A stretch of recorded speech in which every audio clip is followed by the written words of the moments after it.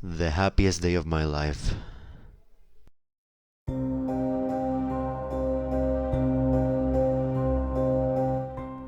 My stepsister Chloe and I have never gotten along.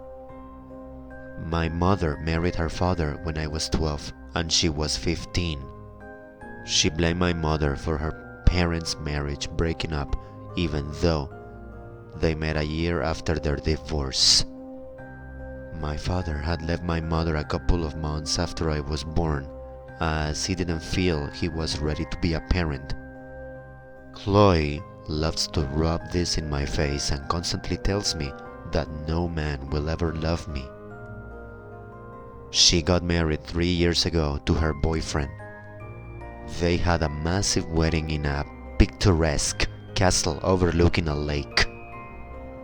Her grandparents, on her mother's side, funded the entire thing. Our stepfather walked her down the aisle, and she looked really happy the whole day. She came up to me at the end of the night and told me that I would probably die alone and no one would even notice. My boyfriend of 3 years proposed recently, and I immediately asked my stepfather to walk me down the aisle, and he happily agreed. He rang me the next day apologizing, and he told me that he couldn't do that anymore as Chloe threatened to never talk to him again.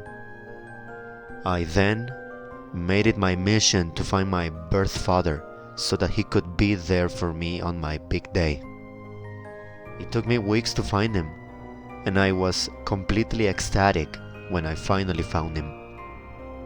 I organized everything in secret as I didn't want Chloe to mess it up on me. That vindictive bitch would do anything to spoil my wedding day. I have never felt happier as I pushed my father's wheelchair up to the aisle. All eyes were on me, and for once, Chloe wasn't the center of attention.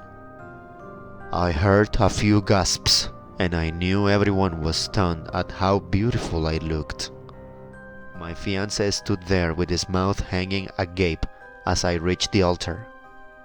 I pushed the wheelchair containing my father's rotting corpse to one side and prepared to enjoy the happiest day of my life.